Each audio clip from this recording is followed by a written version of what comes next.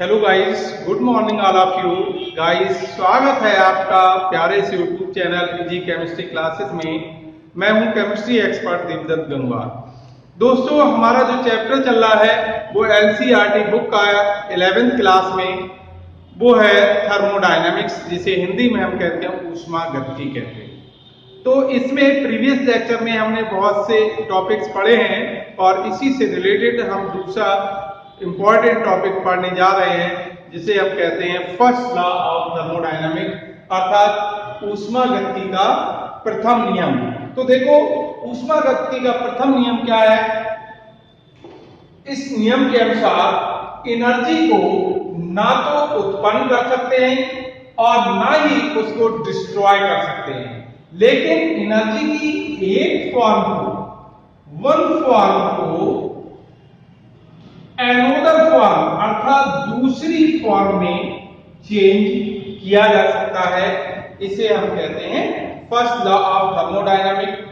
अब थर्मोडायनामिक के first law को हम इस प्रकार भी एक्सप्लेन कर सकते हैं कि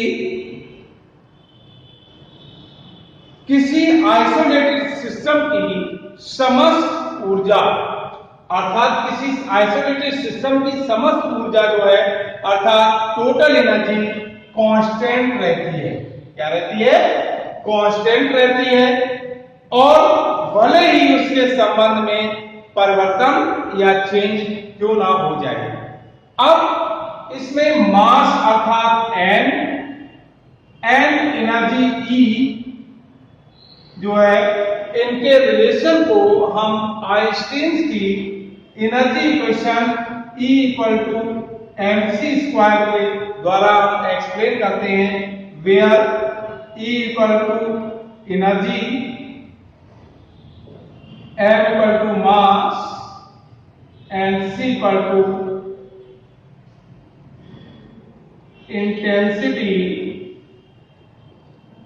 ऑफ लाइट। ये हमारा है फर्स्ट लॉ ऑफ थर्मोडायनामिक। अब फर्स्ट लॉ ऑफ थर्मोडायनामिक को हम इस प्रकार भी एक्सप्लेन कर सकते हैं कि किसी भी आइसोलेटेड सिस्टम में मास तथा एनर्जी की वैल्यू का कुल योग सदैव कांस्टेंट रहता है। अब देखिए, इसको हम एक इक्वेशन के फॉर्म में भी एक्सप्लेन कर सकते हैं। तो ये हो जाएगा Q equal to delta U plus minus W और Q equal to delta U minus W। ये है फर्स्ट लॉ ऑफ थर्मोडायनामिक। अब फर्स्ट लॉ ऑफ थर्मोडायनामिक के बाद हमारा दूसरा टॉपिक है, वो है हमारा इंटरनल एनर्जी। इंटरनल एनर्जी को हम कहते हैं आंतरिक ऊर्जा। अब क्वेश्चन ये होता है कि आंतरिक ऊर्जा क्या होती है, आंतरिक ऊर्जा किसे कहते हैं? तो देखिए, प्रत्येक सिस्टम अर्थात एवरी सिस्टम में निश्चित परिस्थितियों में एक निश्चित ऊर्जा का मान निहित होता है, जिसे हम कहते हैं इंटरनल एनर्जी कहते हैं।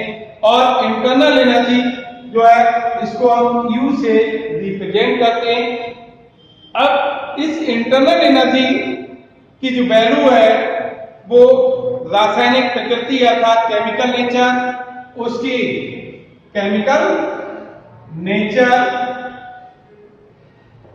प्रेशर, टेम्परेचर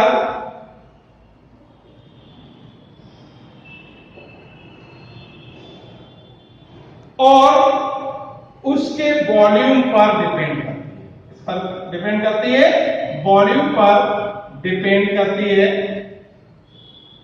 और क्योंकि सब्सटेंस की जो केमिकल नेचर डिफरेंट होने के कारण इसमें प्रेजेंट एनर्जी की वैल्यू भी डिफरेंट होती है। जैसे एग्जांपल है एटम्स के नाभिकों की ऊर्जाएं, अर्थात जो एटम्स के न्यूक्लियस की एनर्जीज, परमाणु के इलेक्ट्रॉनों की ऊर्जाएं, परमाणु के मध्य बने रासायनिक बंध की ऊर्जाएं, अणुओं के स्थानांतरण की ऊर्जाएं, अर्थात जैसे हम ट्रांसलेशनल एनर्जी कहते हैं, वाइब्रेशनल एनर्जी, रोटेशनल एनर्जी। तो इनको हम एक्सप्लेन कर सकते हैं। तो किसी भी फिजिकल एंड केमिकल प्रोसेस में इंटरनल एनर्जी में जो चेंज अर्थात डेल्टा यू है, ये इंटरनल एनर्जी में चेंज है, इसकी जानकारी महत्वपूर्ण है। तो किसी भी सिस्टम में इंटरनल एनर्जी में सदैव डेल्टा यू जो है, इसका मान थर्मोडायनामिक्स के फर्स्ट लॉ के अकॉर्डिंग हम निकाल सकते हैं। इसी प्रकार हमारा थर्ड टॉपिक है वो है एंथैल्पी।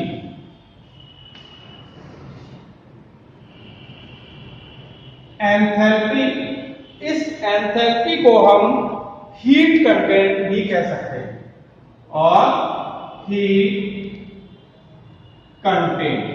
अब क्वेश्चन आता है कि एंथैल्पी क्या होती है। तो एंथैल्पी जो है, इस वर्ड का उदय जो है एक ग्रीक वर्ड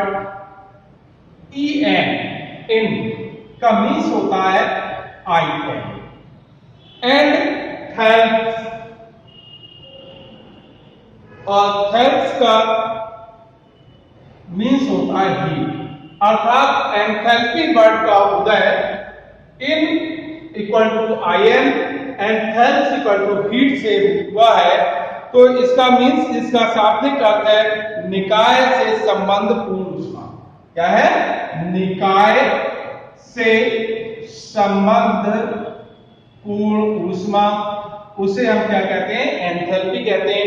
और इसे हम इस प्रकार एक्सप्लेन कर सकते हैं कि किसी भी निकाय अर्थात सिस्टम, किसी भी सिस्टम की एंथैल्पी उसकी इंटरनल एनर्जी तथा पीवी एनर्जी के योग के बराबर होती है। तो इसीलिए होता है एंथैल्पी को एच से रिप्रेजेंट करते हैं।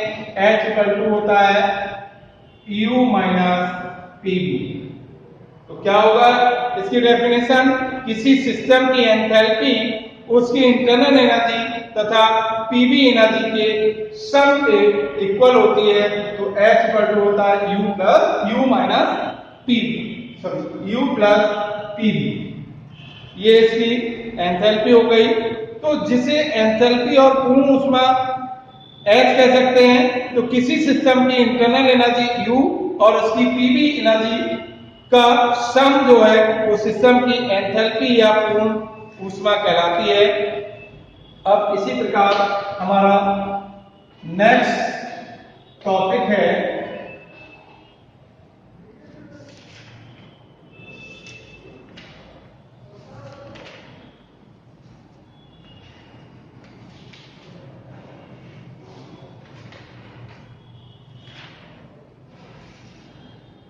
Heat of formation. Heat of formation, इसे हम हिंदी में संभवन ऊष्मा कहते हैं। तो क्या है? किसी constant temperature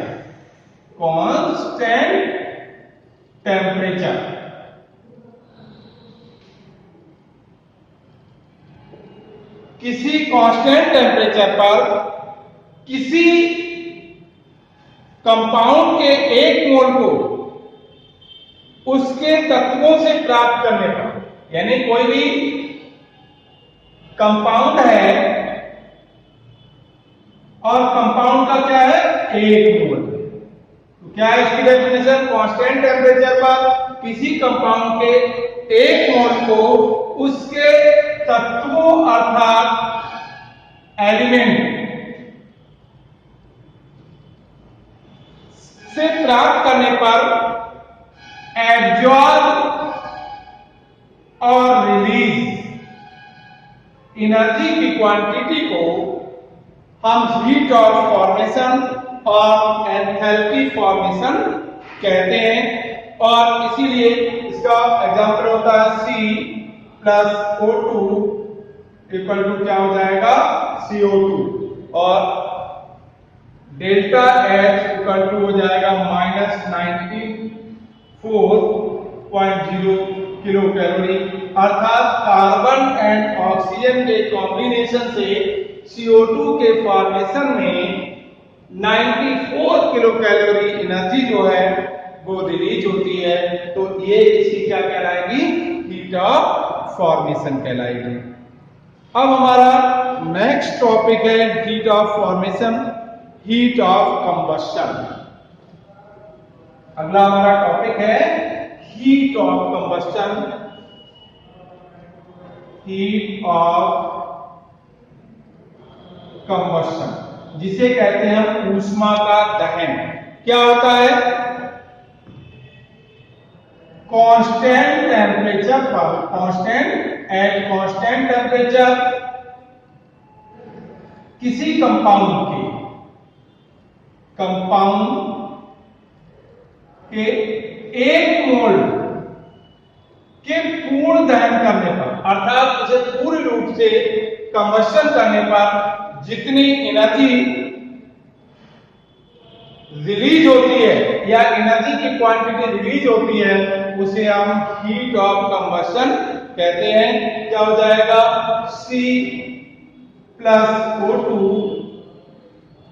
equal to CO2 delta H equal to minus 94.3 kilo calorie. तो इसका मीन्स ये, कार्बन को ऑक्सीजन के साथ जलाने पर CO2 का फॉर्मेशन होता है, अर्थात कार्बन के दहन से 94.3 किलो कैलोरी एनर्जी रिलीज होती है। इस एनर्जी को क्या कहते हैं हम, हीट ऑफ कंबस्शन कहते हैं। ठीक इसी प्रकार हमारा नेक्स्ट टॉपिक है, वो है हेस लॉ। हेस लॉ ये कहता है कि कोई भी रिएक्शन वन स्टेप में हो या एक से अधिक स्टेप में होती है, एक विधि द्वारा होती है या एक से अधिक विधियों द्वारा होती है, लेकिन उसमें अवशोषित या उत्सर्जित ऊर्जा है वो सदैव कांस्टेंट रहती है या सदैव समान रहती है, चाहे परिवर्तन उसमें किसी भी विधि से किया जाए। अर्थात इसको मैं पुनः रिपीट करता हूं कि हेस लॉ ये कहता है कि कोई भी केमिकल रिएक्शन वन स्टेप में हो, वन स्टेप में कंप्लीट होती हो या मोर देन वन स्टेप में कंप्लीट होती हो, वन मेथड में कंप्लीट हो या मोर देन वन मेथड से कंप्लीट होती हो, लेकिन इसमें absorb and release energy equal रहती है, इसे हम कहते हैं हेस लॉ कहते हैं।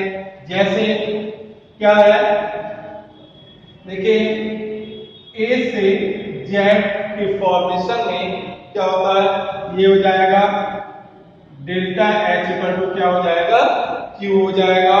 तो इसमें क्या हो जाएगा, A से B बनता तो डेल्टा H इक्वल टू हो जाएगा Q1, और ये हो जाएगा B से C delta H equal to हो जाएगा Q2, C to D delta H equal to हो जाएगा Q3, ठीक, और C to Z delta H equal to क्या हो जाएगा Q4। तो इसमें टोटल एनर्जी क्या हो जाएगी, Q इक्वल टू क्या हो जाएगा Q1 plus Q2 plus Q3 plus Q4। तो इसका मीन्स है रिएक्शन चाहे वन स्टेप में होती हो या एक से अधिक स्टेप में होती हो, लेकिन एनर्जी एब्जॉर्ब और रिलीज एनर्जी जो है वो इक्वल रहती है। इसको हम हेस लॉ कहते हैं। बाकी के टॉपिक को लेकर हम फिर आपके समक्ष उपस्थित होंगे। तब तक के लिए दैट्स ऑल, गुड बाय।